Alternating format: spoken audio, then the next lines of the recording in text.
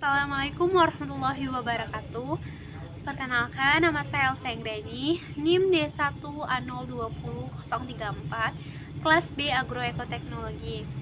Di sini saya akan menjelaskan tentang tanaman cabai, yang mana pada tanaman cabai di lingkungan saya menduga bahwa tanaman cabai tersebut terkena penyakit fusarium, yang mana pada tanaman cabai tersebut dia layu pada siang hari dan akan tampak segar pada malam hari.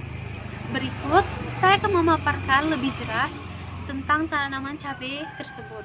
Selanjutnya saya akan menjelaskan lebih rinci tentang layu fusarium tersebut, yang mana pada layu fusarium ini saya sudah mendapatkan objek, yang mana pada tanaman cabai tersebut layu pada daun, yang mana layu fusarium tersebut yang dianggap paling berbahaya dikarenakan pada tanaman itu akan langsung mati jika tidak diatasi dengan segera.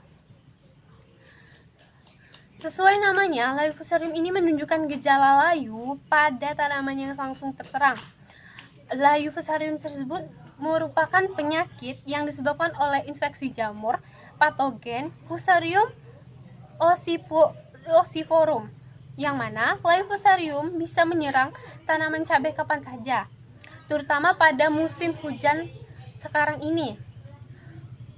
Pada musim hujan, jamur Fusarium ossiforum mudah berkembang biak dan mudah menyebar dari satu tanaman ke tanaman lain.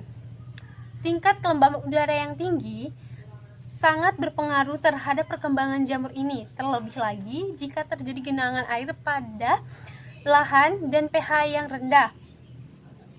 Sementara itu, inisiasi infeksi dari penyakit ini terjadi pada leher batang.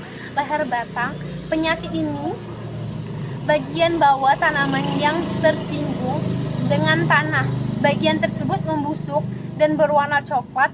Tampak di sini batang tersebut berwarna coklat. Infeksi menjalar ke akar hingga mengalami basah. Apabila kelembaban tanah cukup tinggi, bagian leher batang yang semulanya busuk kering tersebut berubah warna menjadi putih keabu-abuan karena terbentuk massa spora. Tidak hanya itu, serangan layu fusarium juga dapat menjalar pada bagian ranting tanaman dan berakhir pada layu daun tanaman yang kemudian dapat menyebabkan kematian pada tanaman tersebut. Serangan layu fusarium sering sekali dijumpai pada tanaman baik usia muda maupun sudah dewasa. Gejala yang ditunjukkan yaitu tanaman akan tampak layu pada pukul 10 sampai jam setengah 3 selama siang hari dan akan tampak segar pada pagi dan sore hari.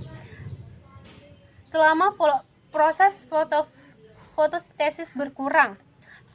Sekilas, gejala ini mirip dengan layu bakteri, namun berbeda adalah pada lamanya fase infeksinya.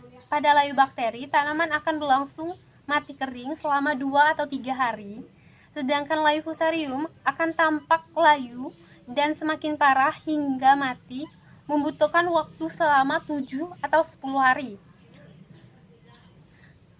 Hingga saat ini memang belum ditemukan fungisida kimia yang benar-benar efektif untuk mengatasi serangan layu fusarium. Namun demikian, jamur patogen ini tetap bisa dikendalikan populasinya pada lahan pertanian.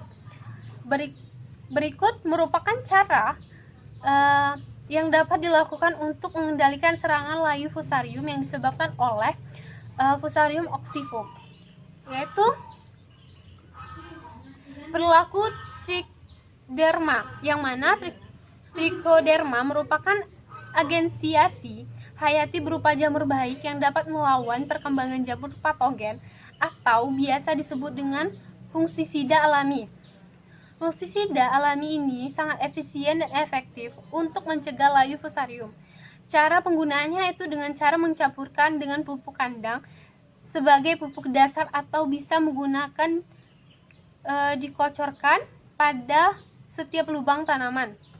Dan bisa juga mencabut tanaman yang bergejala, yang mana jika sudah terlihat adanya tanda-tanda tanaman layu karena layu fusarium, maka sebaiknya tanaman tersebut dicabut kemudian dibakar. Selanjutnya itu penggunaan pupuk yang tepat, yang mana sebaiknya kita menggunakan pupuk yang tidak berkadar N yang tinggi, yang mana seperti pupuk urea. Jika perlu, kita harus ganti pupuk tersebut menggunakan pupuk NPK. Penggunaan pupuk urea yang berlebih akan menyebabkan tanaman sukulen dan mudah terserang penyakit. Rotasi tanaman.